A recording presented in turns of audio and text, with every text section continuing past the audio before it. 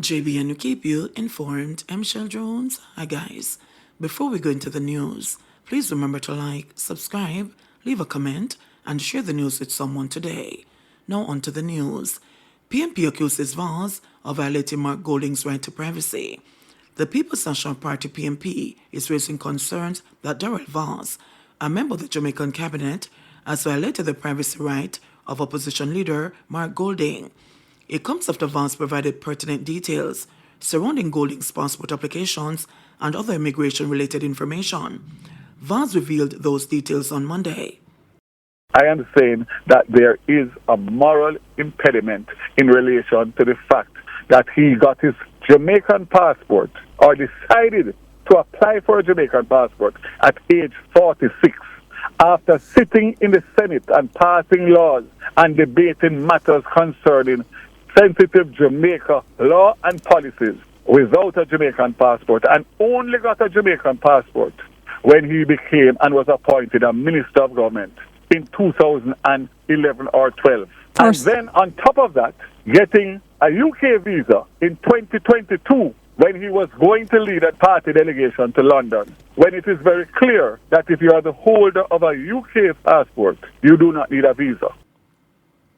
That elicited a swift response of condemnation from Peter Bunting, a senior member of the PNP and the leader of opposition business in the Senate. What I'm a little concerned about, though, in this era of data privacy, is when a cabinet minister is giving details of application of a Jamaican citizen when he applies for a passport, what he does with that passport, even before he was a member of government. Now, is this not a breach of our data privacy laws? Well, let me ask. But it certainly gives me concern as a Jamaican that Darrell Vaz can go into PICA's database and get information about when I applied for a passport, when I have traveled, when I have not traveled. That is very disturbing to me. Political analyst Dr. Paul Ashley also weighed in on the issue, saying Golding's British citizenship is a distraction, as the Constitution allows for any citizen of a Commonwealth country to be a member of the Jamaican Parliament. A dual citizen who has a Commonwealth status can be in the Parliament. That's the present situation. The Constitution also has some very strange features. Any member of Parliament can be a Prime Minister. There is nothing special for you to be a Prime Minister other than having the support of the majority of elected members. So every member of, say, the JLP, every JLP MP can be a Prime Minister. So there are no specific rules for entry into Parliament. My position is that anyone who wants to be an MP, a member of Parliament, should be 100% Jamaican. Gas station attendant killed in St. Elizabeth gun attack.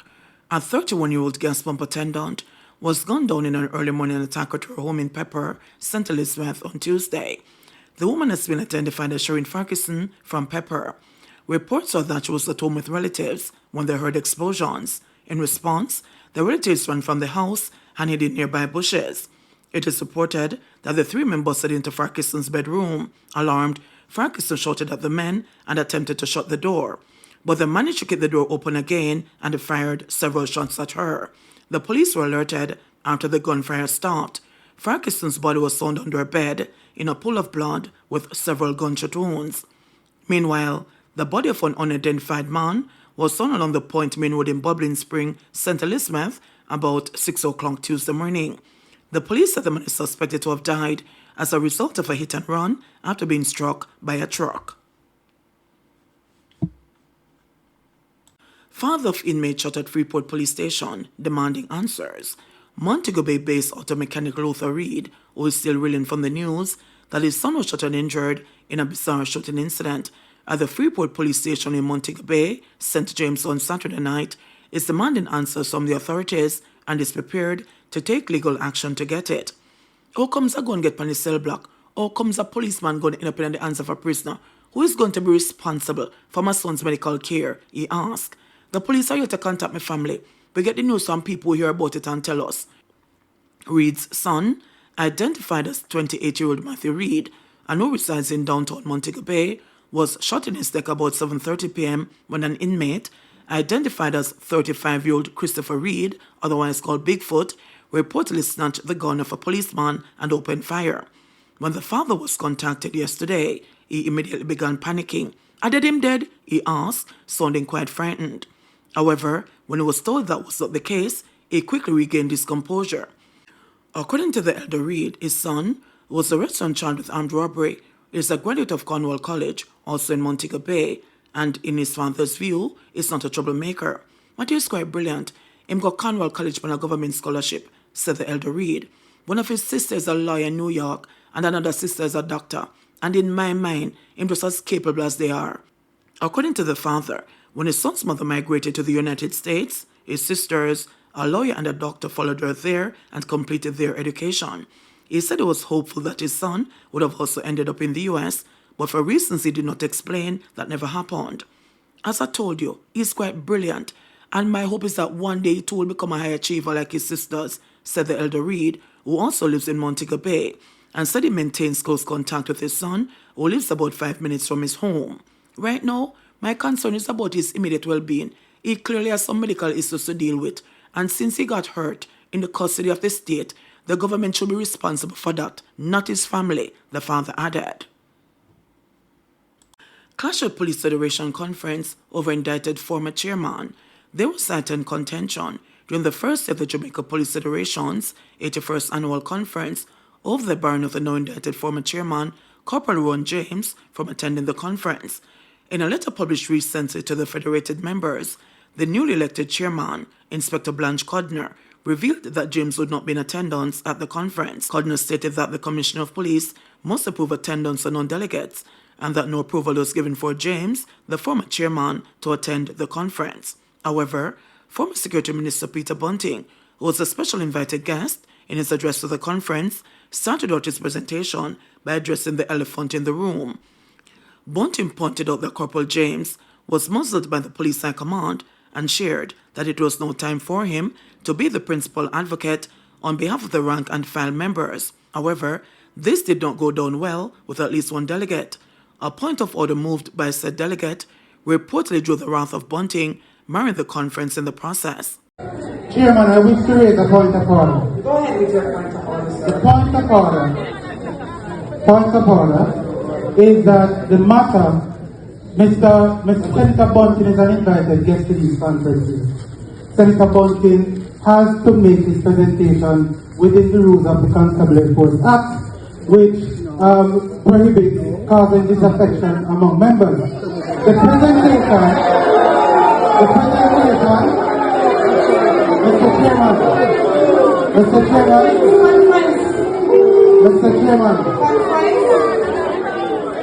Mr. Chairman, Madam Chairman, Yes, sir. the issue that the Senator is the subject of the Senator's presentation is a matter that is under investigation and for a tribunal. For the Minister, for the Senator, to be speaking about it and making utterances that predict the outcome and to make remarks about the intentions of the High Command is inappropriate. And I'm asking the Chairman to ask the invited guest to make his presentation in a way that does not disrupt the order of the conference and the administrative duties of the High Command. However, the delegate pointed out that the issue against Corporal James is a matter under investigation, one that could end up before a tribunal, and expressed that Bunting's line of argument was inappropriate. The delegate suggested that Bunting be allowed to make his presentation without causing disruption.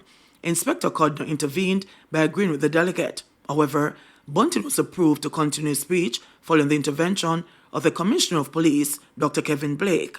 According to a source, there was disquiet among rank-and-file members of the Federation amid reports that James will not be in attendance at the annual conference being held from May 21 to 23, 2024 at the Hilton Rose Hall Resort and Spa in St. James. Voicing their displeasure, some Federation members expressed that they believe James was being silenced. James was interdicted over remarks he made in July last year at a funeral service for a slain cop. Speaking at the Thanksgiving service, for the life of St. Constable Damian Blair at the Old Harbour New Testament Church of God in St. Catherine, James reportedly charged the police high command for allegedly failing to have overtime payments made to rank-and-file police personnel, despite the government approving such a system to calculate and to make the payments. I also want to say to our High Command and Councils of Deputies that the Federation is not going to be muzzled, intimidated, nor bamboozled. We negotiate with government, not with High Command. The Council of Deputies have no moral authority to tell us what to do when a court orders that we are to be paid overtime work and for service, that they should put in place a mechanism to capture hours so that the membership can be paid. I am not going to negotiate with High Command. Let the records be made clear that the battle lines have been drawn. Speak to the court.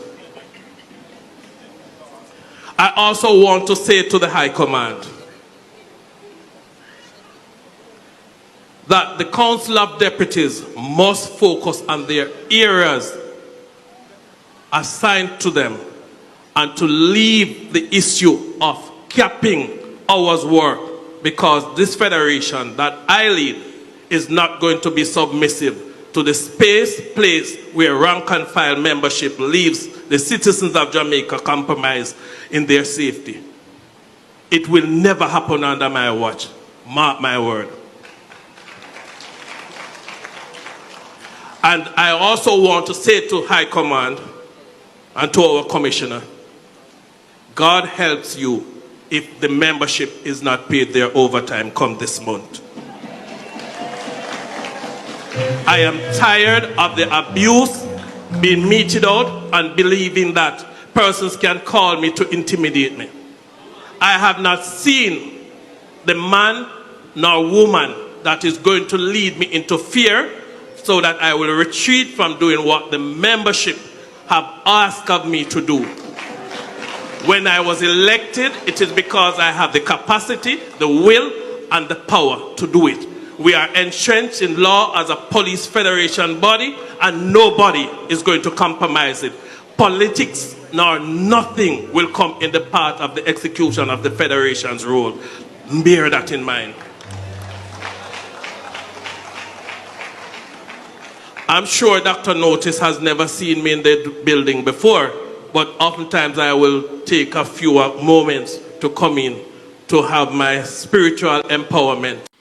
A Supreme Court ruling in November 2023, however, ordered that James resume his duties as chairman of the Jamaica Police Federation with immediate effect. However, the Court of Appeal later granted Assistant Commissioner of Police ACP Angela Lewis permission to peruse an appeal of the orders of Justice T. Carr to stay the interdiction of Corporal James. As a result, James's reinstatement was halted. JBNN will keep you informed. Please remember to subscribe, like, share, leave us a comment, and click the notification bell to receive our daily news items.